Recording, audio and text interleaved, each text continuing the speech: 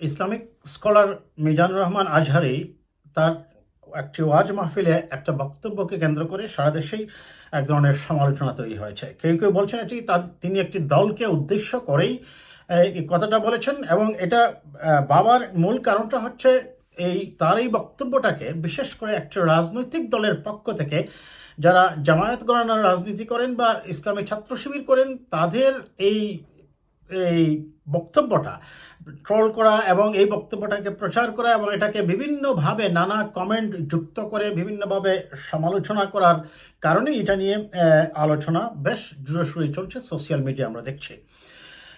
এই আজহারি সাহেব, আপনারা জানেন যে আওয়ামী লীগের সময় তিনি ওয়াজ মাহফিল করতে গিয়ে তিনি অনেকবার বঙ্গবন্ধু শেখ মুজিবুর রহমান সাহেব এবং আওয়ামী লীগের প্রশংসা করেছেন, এবং তিনি শেষমেশ অবশ্য সেই আওয়ামী লীগ সরকার দ্বারা অনেক নির্যাতনের শিকার হয়েছিলেন এবং এক পর্যায়ে তার ওয়াজ মাহফিলগুলা বন্ধ হয়ে যায়। তিনি গত কালকেই একটি ওয়াজ মাহফিলে তার যে বক্তব্যটা দিয়েছেন তিনি বলছেন যে এক দল খেয়ে পালিয়েছে এবং আরেক দল খাওয়ার জন্য অপেক্ষা করছে, এবং তিনি এটা কাউকে মেনশন করেননি সত্য, কিন্তু তার এই বক্তব্যের পর বিশেষ করে একটি রাজনৈতিক গোষ্ঠী এটাকে পুঁজি করে নানাভাবে বিভ্রান্ত ফেরানোর চেষ্টা করছে।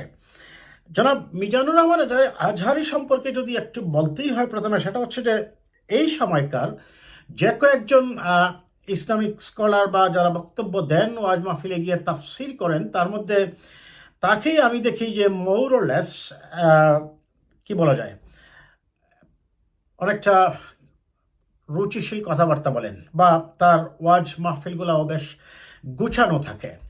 যেমন আমরা দেখি এই সময়কার আরও অনেকেই আছেন, তাহেরি, তারপরে আব্বাস সি হুজুর, তারপরে আরও আছেন এরকম কয়েকজন, আমার নাম মনে আসছে না। এদের অনেককেই দেখা যায় যে এক ধরনের জিকির দেওয়ার নাম করে জিকির করতে গিয়ে এক ধরনের আর্টিফিশিয়ালি নিজেদেরকে উপস্থাপন করেন, এবং অনেক ক্ষেত্রে অপ্রীতিকর ঘটনাও হচ্ছে। বিশেষ করে তাহেরি সাহেবের জিকির দেওয়ার সময় অনেককে আমরা দেখি মঞ্চে গিয়ে লাফ দিয়ে উঠে যায় কিংবা এক ধরনের মানে অস্বাভাবিক কিছু কার্যক্রম আমরা দেখি, কিন্তু জনাব আজহারি সাহেবের এ ধরনের কিছু এখন পর্যন্ত আমার চোখে পড়েনি অন্ততপক্ষে। যাই হোক, সেই আজহারি সাহেবের এই বক্তব্যটা নিয়ে বিশেষ করে একটি রাজনৈতিক দলের যে ট্রল করা, এইটা থেকে অনেকেই বলছেন, সমালোচনা করছেন যে তিনি জামাতের হয়েই এই কথাটা বলছেন। এটা বলার একটা কারণ থাকতে পারে, আপনাদের মনে আছে নিশ্চয়, জামাতের নেতা জনাব দেলোয়ার হোসেন সাঈদী তিনিও কিন্তু জামাতের রাজনীতি করতেন না। তিনি এক সময় শুধুমাত্রই একজন তাফসিরকারক এবং একজন নিরপেক্ষ ব্যক্তি ছিলেন, এবং আমার যতটুকু মনে পড়ে উনি 1978 বা 1979 সালে উনি জামায়াতে যোগদান করেন।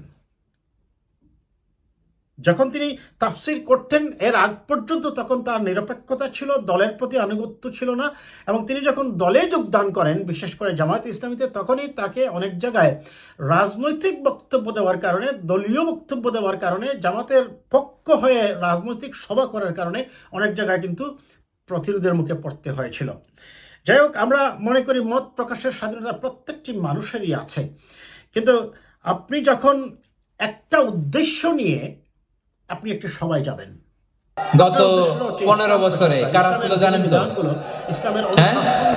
শুধু ওনাদেরকেই দোষ দিয়ে লাভ নেই।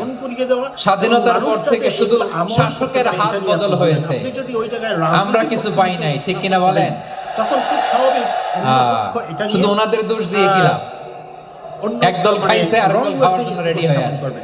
এখন আজহারির এই বক্তব্যটা কেন বলা হচ্ছে যে তিনি একটি রাজনৈতিক দলকে ইঙ্গিত করেছেন? তিনি যে বক্তব্যটা দিয়ে বলেছেন যে একদল খেয়েছে আরেক দল খাওয়ার জন্য অপেক্ষা করছে, যারা এটার বিরোধিতা করছে তারা তো এই কথাও বলতে পারে, জনাব আজহারি এই কথা বলতে পারতেন, একদল খেয়েছে আরেক দল এখন খাচ্ছে, তাই তারা নির্বাচন চাচ্ছে না। তারা নির্বাচন চায় না, নির্বাচন পিছাতে চায়, কারণ তারা কোনোভাবে দেখা গেছে যে সংগঠিত হয়ে বৈষম্য বিরোধী ছাত্রজোটের নামে কখনো কখনো উপদেষ্টা নাম করে, কখনো জাতীয় নাগরিক কমিটি নাম করে তারা বিভিন্নভাবে দলীয় লোকজনকে প্রশাসনে নিয়োগ দিচ্ছে, এবং তারা এই অপকর্মগুলো অত্যন্ত সুকৌশলে করে নিচ্ছে বিধায় তারা নির্বাচন কিন্তু দ্রুত চায় না, তারা যত পারে নির্বাচনকে পিছাতে চায়। তাহলে আজহারী সাহেব এই কথা কেন বললেন না? কেন তিনি একটি দলকে ইঙ্গিত করলেন? কারণ আর তাছাড়া প্রশ্ন হচ্ছে, তিনি জানলেন কিভাবে যে বিএনপি ক্ষমতায় যদি আসে? মানুষ হয়তো ধরে নিচ্ছে যে নির্বাচন হলে বিএনপি ক্ষমতায় আসবে, বিএনপি ক্ষমতায় আসলে দুর্নীতি করবে। বিএনপি তো তারেক রহমান সাহেব সুস্পষ্ট ঘোষণা দিয়েছে, যেখানেই যে চাঁদাবাজি করছে তাকে দল থেকে বহিষ্কার করে দিচ্ছে, কমিটি বাতিল করে দিচ্ছে, অ্যাকশন নিচ্ছে, বলছে যে আপনারা গ্রেপ্তার করে তাকে পুলিশে সুপর্দ করুন। এটি তো, কারণ একটি বড় দল যখন তার লক্ষ লক্ষ কোটি কোটি কর্মী থাকে, তখন খুব স্বাভাবিক দু একজনকে তো কন্ট্রোল করা সমস্যা হতেই পারে।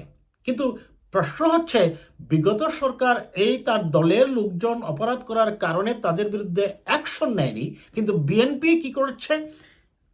তাৎক্ষণিকভাবে অ্যাকশন নিচ্ছে। তো অ্যাকশন যদি নেয়, আইনগত ব্যবস্থা যদি গ্রহণ করে, সেই ক্ষেত্রে তো আপনার সমালোচনা করার কথা নয়। তাছাড়া এই বক্তব্যটাকে কারা প্রচার করছে? সেই যে জামায়াত বা শিবির নিয়ন্ত্রিত যে মিডিয়াগুলা, ইনকিলাব মঞ্চ, আজাদি মঞ্চ, বৈষম্য বিরোধী ছাত্র জোট। কারণ বৈষম্য বিরোধী ছাত্র জোট আমাকে এই কারণেই বলতে হচ্ছে, কারণ বৈষম্য বিরোধী ছাত্র জোটের নেতা সার্জিস আলম ইসলামী ছাত্র শিবিরের সম্মেলনে গিয়ে বলেছেন, ছাত্র শিবির আমাদের সাথে সহযোদ্ধার মতো, ভাই ভাই। তাহলে তো আমরা ধরে নিতেই পারি এগুলো সব হচ্ছে একজোট। আর সে কারণেই অন্য পক্ষ জামাতের সেই অপরাধগুলো নিয়ে মিডিয়ায় আসছে। সেই যে বরগুনায় একজন যুবদল নেতার পায়ের রগ কাটা, ঢাকা বিশ্ববিদ্যালয়ের ছাত্র শিবিরের নেতা কর্মীদেরকে ছাত্রলীগের কমিটিতে থেকে গত 15-16 বছর চাঁদাবাজি, সন্ত্রাস, গুম, খুন সহ অপরাধের সাথে জড়িত থাকা, জাহাঙ্গীরনগর বিশ্ববিদ্যালয়ের ছাত্রলীগের সাথে হয়ে কাজ করা, জগন্নাথ বিশ্ববিদ্যালয়ের ছাত্র শিবিরের নেতাকর্মীরা এই ছাত্রলীগের হয়ে কাজ করা।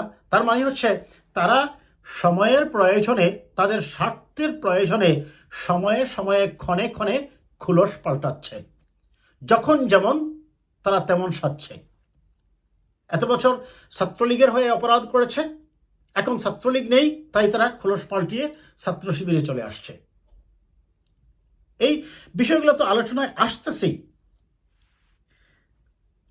এখন কেন আমি আমার এই ভিডিওর হেডলাইনটা দিলাম জামাতের মুখপাত্র হচ্ছেন কিনা?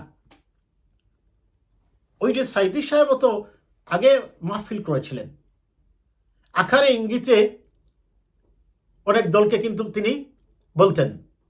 পরে তিনি জামাতে যোগদান করেছেন সময়ের সুযোগ বুঝে। এখন এই আজহারী সাহেবও কি এই কাজ করতেছেন? সময় সুযোগ বুঝে তিনি হয়তো জামাতে যোগ দিতে পারেন। আমি বলছি না তিনি যোগ দিবেন, দিতে পারেন। তার এই যে কথাবার্তার যে স্টাইল এবং একটা দলকে ইঙ্গিত করে কেন তিনি এই কথাগুলো বলছেন? কারণ জামাতের রাজনীতি যদি আমরা পর্যালোচনা করি, অবশ্যই তাদের 71 সালের মুক্তিযুদ্ধে বিতর্কিত ভূমিকা আছে, তারা মুক্তিযুদ্ধের বিপক্ষে অবস্থান নিয়েছেন। আবার জামাতের আমির সাহেব বলছেন যে এদেশে দেশপ্রেমিক একমাত্র শক্তি হচ্ছে জামাত এবং সেনাবাহিনী। তিনি কেন জামাতের মতো বিতর্কিত রাজনৈতিক দলকে সেনাবাহিনীর মতো দেশপ্রেমিক প্রতিষ্ঠানের সাথে সংযুক্ত করলেন আমি জানি না। এটা নিয়ে আমি আলাদা একটা ভিডিও করেছি, দর্শক আপনারা শুনতে পারেন। এখন এই আওয়ামী লীগ এখন যেহেতু মাঠে নেই, তার মানে আওয়ামী লীগের অনেক জায়গায়, অনেক মানে স্থানীয় কমিটিতে আমরা দেখছি আওয়ামী লীগের লোকজনকে জামাত প্রশ্রয় দিচ্ছে, তাদেরকে তাদের কমিটিতে সংযুক্ত করছে। কেন? আর সে কারণেই এই সন্দেহগুলো বারবার সামনে আসছে মানুষের। তার এই বক্তব্যটা নিয়ে যেটা তিনি বলেছেন যে একদল খেয়েছে আরেক দল খাওয়ার জন্য অপেক্ষা করছে, তিনি এটাও বলতেন একদল এখন বর্তমানে খাচ্ছে, তাহলেই হয়তো বা এই বিতর্কটা আসতো না। আর তাছাড়া জামাতের রাজনৈতিক যে স্ট্র্যাটেজি, সেটা যদি আমরা বিশ্লেষণ করি, তারা সময়ের প্রয়োজনে লুকিয়ে থেকে অন্য দলের ভিতরে এজেন্ট হিসাবে কাজ করেন। কখনো নিরপেক্ষ সাজেন, কখনো সুশীল সাজেন, এমনকি বিভিন্ন ধরনের টক শোতেও আপনারা দেখবেন অনেক ব্যক্তি আছেন এসে বলবেন যে তারা রাজনৈতিক বিশেষজ্ঞ, কিন্তু তারা বলেন না যে তারা কোন দলকে রিপ্রেজেন্ট করেন। আর সে কারণেই এটা নিয়ে সমালোচনা হচ্ছে। তবে আমি মনে করি জনাব আজহারী তিনি ভবিষ্যতে যেহেতু এটা তার প্রথমবারই হয়েছে, আমি মনে করি এর আগে তার কোনো বক্তব্য নিয়ে এত সমালোচনা হয়নি। আমি আশা করি আজহারী সাহেব অবশ্যই তার ইসলামিক অনুষ্ঠানে বক্তব্যগুলো দেওয়ার ক্ষেত্রে তিনি সতর্কতা অবলম্বন করবেন এবং প্রত্যেক দল মত পথকে রেসপেক্ট রেখে তার যে মূল কাজ ইসলাম প্রচার করা, ইসলামের অনুশাসনগুলো মানুষকে বোঝানো, তিনি সেটার প্রতি নিজের আলোচনাকে সুন্দরভাবে পরিচালনা করবেন। আর যদি রাজনৈতিক বিতর্কে জড়িয়েই যান তিনি, তখন দেখা যাবে দেলোয়ার হোসেন সাঈদী সাহেবের মতো তাকেও অনেক জায়গায় প্রতিরোধের মুখে পড়তে হবে। এই যে আমরা দেখলাম সেদিনও ছোটোখাটো কিছু সংঘর্ষ হয়েছে, প্রতিরোধ করছে মানুষকে, এক পক্ষ তার পক্ষে অবস্থান নিচ্ছে, আরেক পক্ষ তার বিপক্ষে অবস্থান নিচ্ছে। কাজেই তার এই বক্তব্যগুলা আরও অর্গানাইজড ওয়েতে, আরও সুশৃঙ্খল ওয়েতে হওয়া উচিত বলেই আমি মনে করি। আজ এই পর্যন্তই।